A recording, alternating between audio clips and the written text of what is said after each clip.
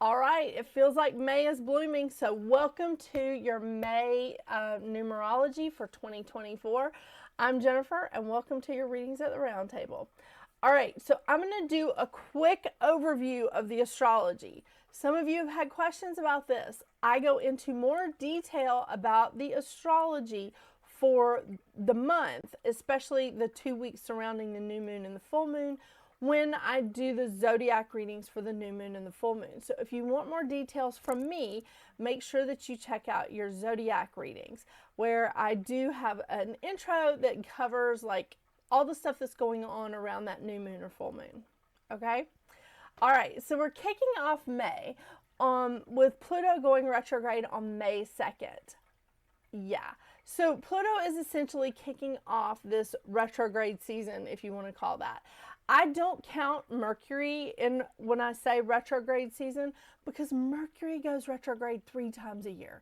Not once a year, not once every 2 years.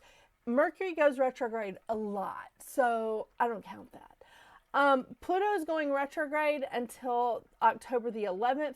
And here's something fun. Pluto is going to retrograde back into Capricorn starting on September 1st.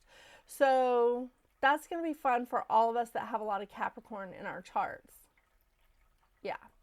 On May the 4th, it's just a little side note for me. May the 4th be with you.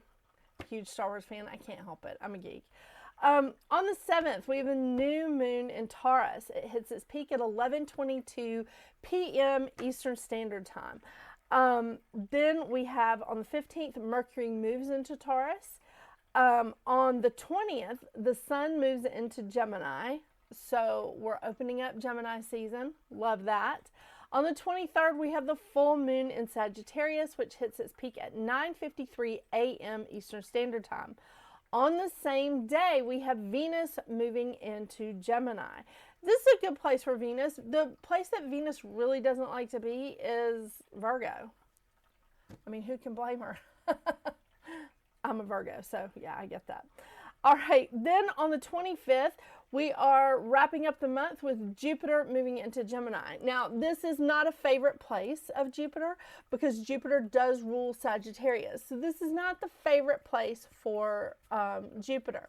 The fall position for Jupiter is actually Capricorn, but we're gonna have Jupiter in Gemini for the next year. Jupiter changes signs every 12 to 13 months. So Jupiter has camped out in Taurus a long time now. So we're going to sort of jump into a new wave of interest and new freshness here. And I am going to go into this in greater detail when I do the full moon and Sagittarius readings for the zodiac signs. So for May, we are ending the month with 3 planets in air plus Sun and South Node. So we've got Jupiter, Venus, and the Sun in Gemini.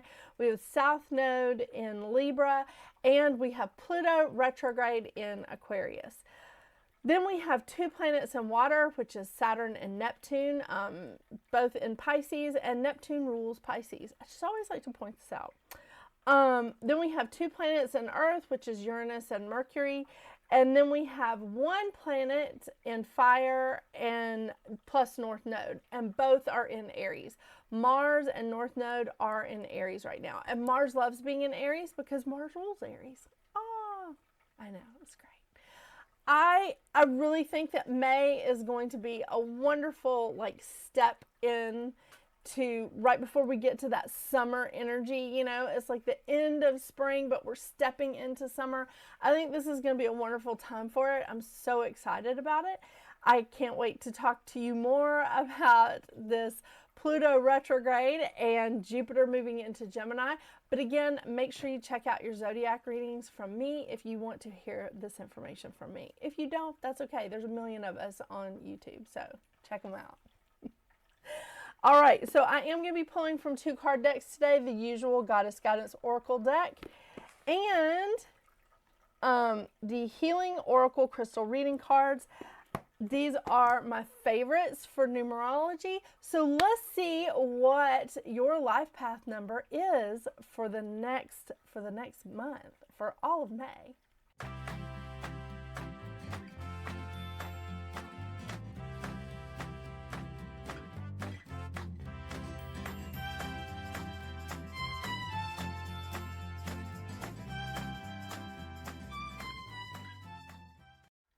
Hello, Life Path 6. Well, May for you is a new beginning. It's a 1 month. Yeah. I think this is really great for you, Life Path 6. I mean, you embrace so much of like the values of family and children and community and friendships and love, and I think that this is a wonderful opportunity for you. I really do. Bringing in the energy of the 1 is definitely, it's new beginnings, it's independence, it's inspirational ideas just flowing in. It's showing you that you can be a leader. It's giving you the opportunity to take a leadership role. Excuse me, to be very resourceful. And I think that this is amazing because it's giving you all these creative ideas, and you are so creative. You're so artistic and creative, Life Path 6. So I really do feel like having this creative time, like getting really creative with your ideas and bringing in all these inspirational ideas is going to be a great time for yourself. This is a wonderful opportunity for you to take the initiative, to be courageous, to show your individuality, and to embrace the opportunities as they are coming your way. I love it, love it, love it. This is a great time for you to build that confidence in yourself in like something new that you're working on or something new that you're doing, or to just build confidence in yourself, period. I know. Like many of us like have confidence in certain areas of our life, but in the other part we're just like, not really sure about that. So this is a good opportunity for you to do that. It really is. This is also a time that if you shelve some ideas, if you shelve some dreams, it's now a good time for you to take them down, breathe some fresh life into them, dust them off, polish them up, and look at those old dreams, those projects, those ideas, re-examine them and just say, is this a good idea? Let's look at it from a different perspective.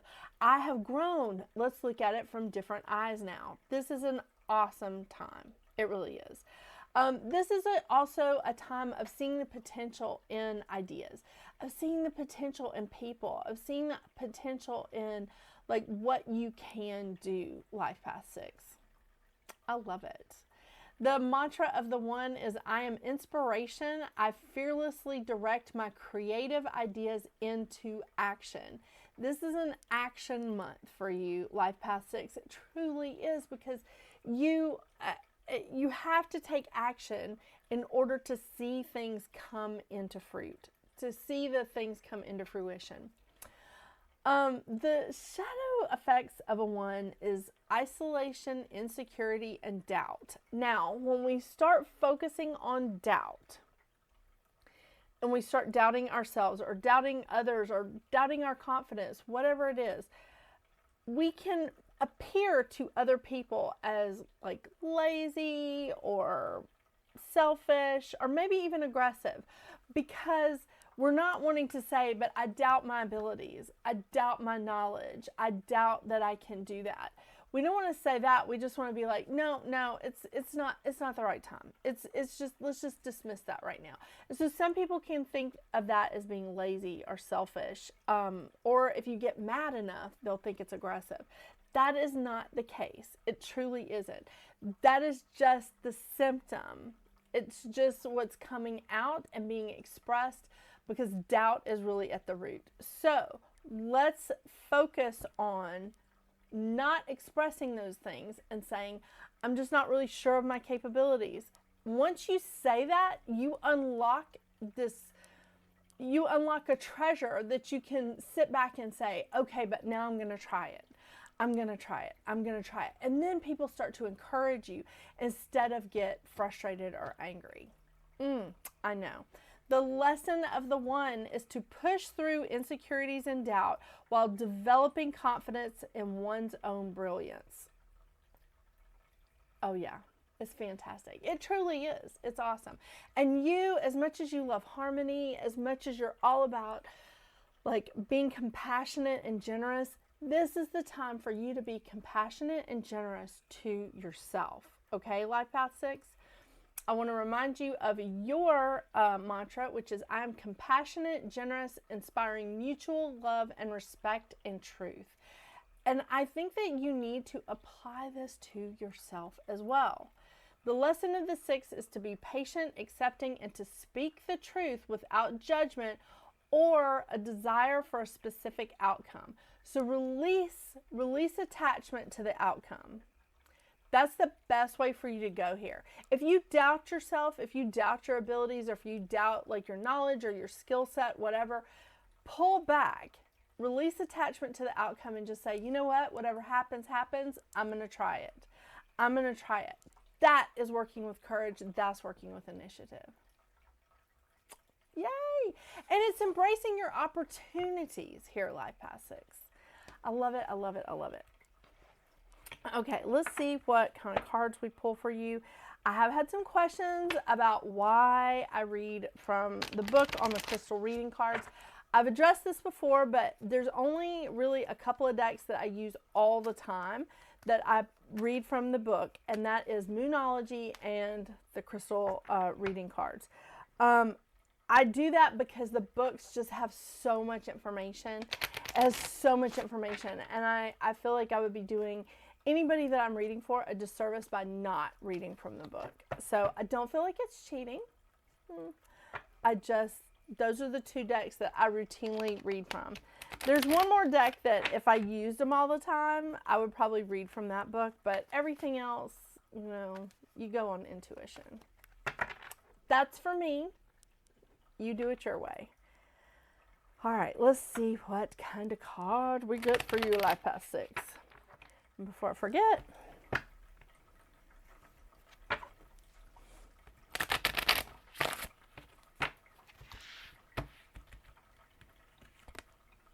ooh, crocosite. Crocite. Am I saying that right? I don't know. We'll see. Crocite.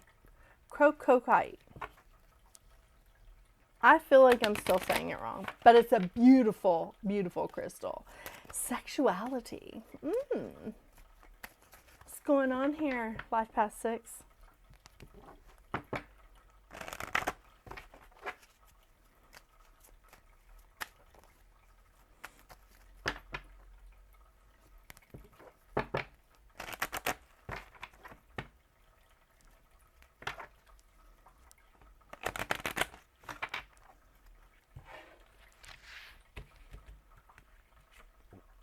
Ooh, Ostara.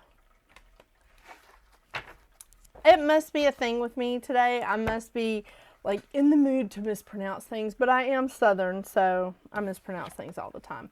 Okay, Ostara, fertility. It is the perfect time for you to start new projects, access new ideas, and give birth to new conditions.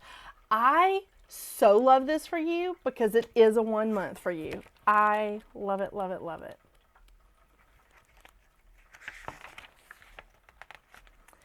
I feel like there's another one that